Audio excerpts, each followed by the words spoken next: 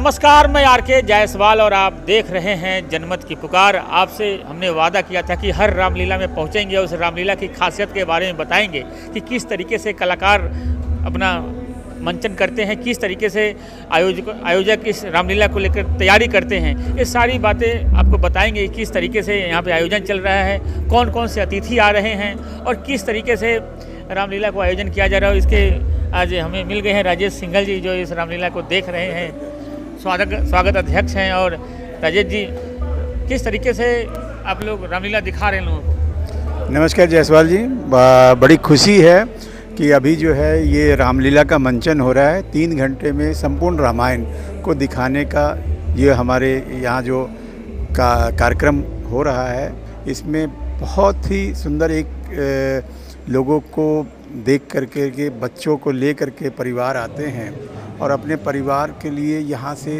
भगवान राम की मर्यादा नैतिकता का बोध लेके जाते हैं। ये सही मायने में हमारे सक्षम फाउंडेशन की जो अपने एक उद्देश्य है, ध्येय है कि हमारे परिवार में कैसे हम राम के चरित्र को स्थापित करें।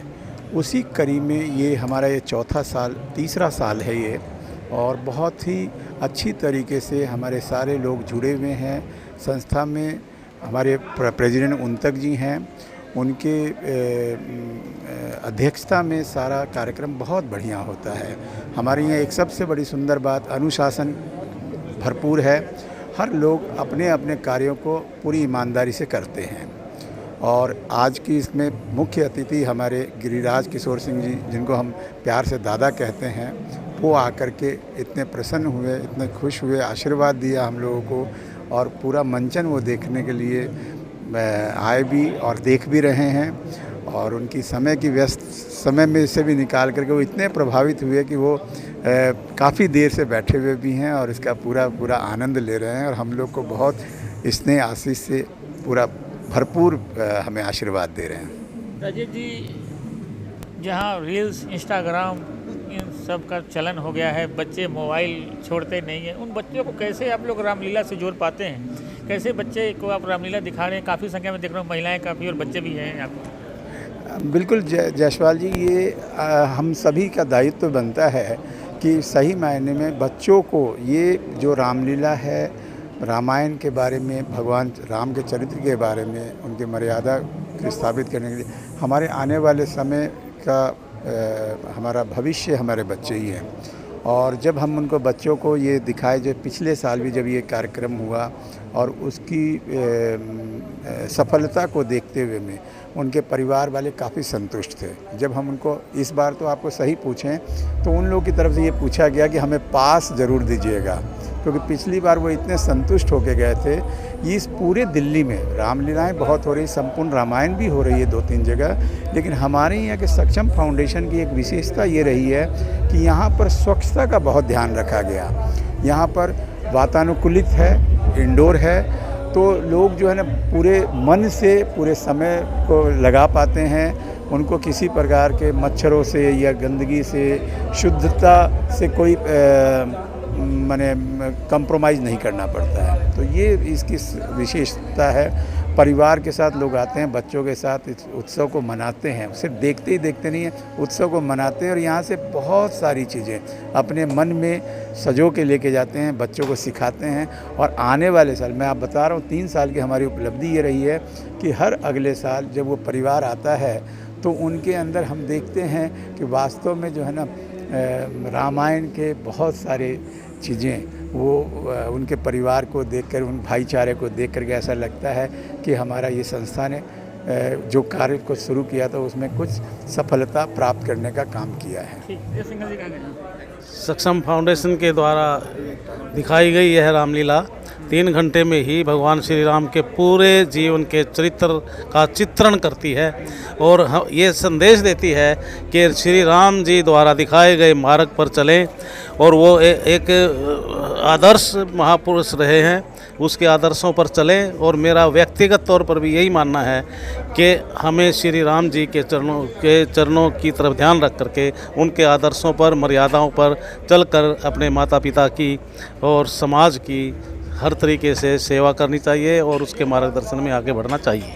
किस तरीके से डिजाइन किया है इस रामलीला को आप लोगों ने? इसको बहुत ही अत्याधुनिक तरीके से डिज़ाइन किया है हम लोगों ने, एनिमेशन इफेक्ट के साथ में।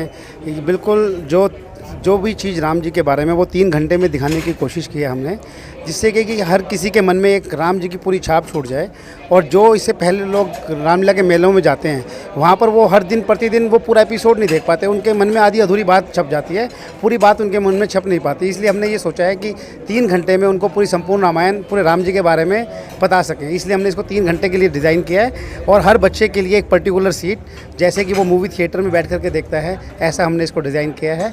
और बहुत ही मतलब आधुनिक तरीके से हम इसको प्रेजेंट कर रहे हैं लोगों के सामने, और बहुत लोगों का प्रेम देखने को मिल रहा है कि हर इंसान यहाँ पर आने को पास के लिए मारामारी चल रही है, पास के लिए बहुत मारामारी चल रही है, बाहर पास नहीं है, और भीड़ बहुत अच्छी एकत्रित हो रही है यहाँ पर।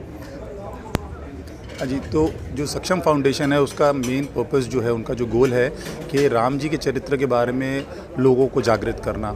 आजकल जैसे रामलीलाएं चल रही है, वहाँ पर आप देखेंगे कि लोगों का ज़्यादा रुझान वहाँ के झूलों में और खाने पीने की चीज़ों में ज़्यादा रहता है। तो हमारी फाउंडेशन की इच्छा ये है कि लोगों को पता चले, लोग राम जी से जुड़े, उनके चरित्र से जुड़े और उनकी वैल्यूज़ को अपने जीवन में लाएं। जैसे इस साल का हमारा जो कॉन्सेप्ट है राम वनगमन पथ का, कि हमने वहाँ की जहाँ पे राम जी ने वनगमन किया था वहाँ की मिट्टी ले करके हमने यहाँ पर उसको पूजा स्थल की तरह रखा है। और हम यहाँ पर जो आए हुए लोग, उनको यहाँ पर हमने एक एग्जीबिशन बनाया है ताकि पता चले कि जो रामायण में जो स्थल बताए गए हैं वो आज के भारत में कहाँ हैं, उनके क्या मंदिर बने हुए हैं और वहाँ पर अभी पूजा हो रही है। तो लोग यहाँ पर जो आ रहे हैं वो कनेक्ट हो रहे हैं, वो ये कह रहे हैं कि ये सब चीज़ें हमें पता ही नहीं थी और आपकी रामलीला के थ्रू में पता चल रही है। यहाँ पर लोग काफी कुछ नया दिखाने की कोशिश कर रहे हैं। बिल्कुल हम एक नए मॉडर्न तरीके से लेके आए, क्योंकि देखिए मॉडर्न ज़माना है, तो हमारे जो ग्राफिक्स वगैरह म्यूज़िक वगैरह हम उसको एंटरटेनिंग तो बनाना चाह रहे हैं, बट हम ये भी चाह रहे हैं कि लोग उसको याद रखें, अपने बच्चों को लेकर के। आज की जो यूथ है वो इन सब चीज़ों से दूर होती जा रही है। हमारा मकसद ये है कि आज का यूथ जाने, हमारे रिलीजन को जाने, हमारे पास्ट को जाने, हमारे कल्चर को जाने, जो सबसे बड़ी इंपॉर्टेंट काम है। मेरा नाम प्रशांत गुप्ता है, हम सक्षम फाउंडेशन से हैं। ये हमारा 3रा साल है जब हम संपूर्ण रामायण का कार्यक्रम आयोजन कर रहे हैं।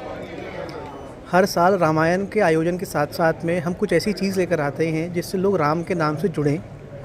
पिछले साल हम लोगों ने करीब 200 भाषाओं में रामायण छपी है पूरे देश में विदेश में। उनमें से करीब 52 रामायण की प्रदर्शनी यहाँ पर लगाई थी, जो भारत में पहली बार था। लोगों को रामायण के ज़रिए हम लोगों ने आपस में जोड़ना चाहा कि हमारा जो नॉर्थ ईस्ट में मिज़ो भाई है, साउथ में तमिल है या वेस्ट में लोग हैं, वो राम को किस तरीके से देखते हैं। इस साल हम लोगों ने भगवान राम का जो राम वनगमन पथ है उसकी प्रदर्शनी प्रस्तुत कर रहे हैं। करीब 12 मेजर जगहों में से हम लोगों ने चरण धूलि इकट्ठी करी और यहाँ पे प्रस्तुत करी है। मैं समझता हूँ ये भी देश में पहली बार ऐसा है कि जो राम धूलि है वो यहाँ पर इकट्ठा प्रदर्शनी इसकी लगी है। और संपूर्ण रामायण हम लोग प्रदर्शनी कर रहे हैं। इसमें करीब 3 घंटे के अंदर भगवान राम की पूरी लीला हम लोग दिखाते हैं।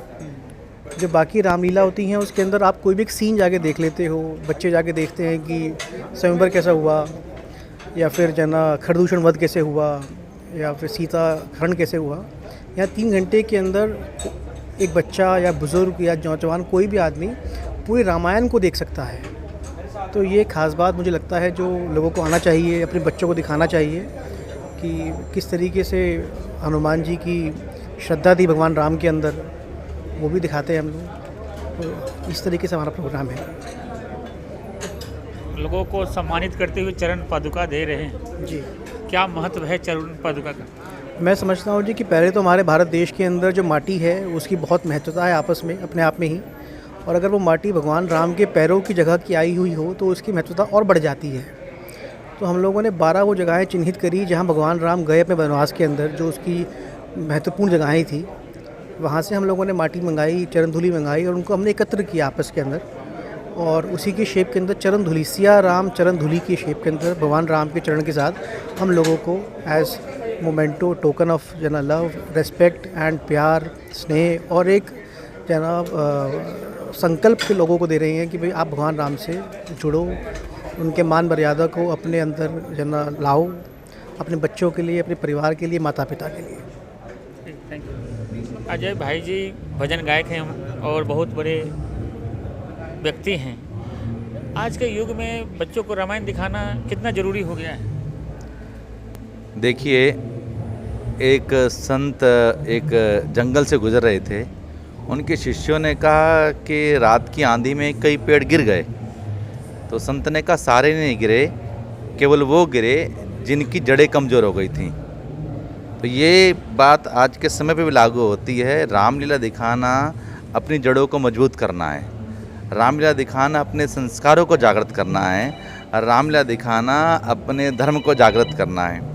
इसलिए अपने बड़ों को, अपने बच्चों को, युवाओं को रामलीला देखनी चाहिए, रामलीला से सीखना चाहिए और किस प्रकार अपने जीवन में रामत्व ला सकें ऐसा प्रयास करना चाहिए। आजकल के बहुत सारे आप देखते हैं जगह जगह बोर्ड लगा होता है कल्चरल प्रोग्राम, सांस्कृतिक कार्यक्रम, पर जिनसे संस्कार ना जाए वो सांस्कृतिक कैसे हो सकते हैं? वो मनोरंजक हो सकते हैं, पर जिनसे संस्कार जाए वही सांस्कृतिक कार्यक्रम होते हैं। इसलिए जो रामलीला है वो भारतीय संस्कृति की एक धरोहर है। और आज केवल भारत में नहीं, अभी हम राजेश अग्रवाल जी, तो हम सब लोग अभी इंडोनेशिया के से होके आए हैं, तो इंडोनेशिया की अपनी रामायण है, मलेशिया की अपनी रामायण है, इवन श्रीलंका की भी अपनी रामायण है जो हम देख के आए।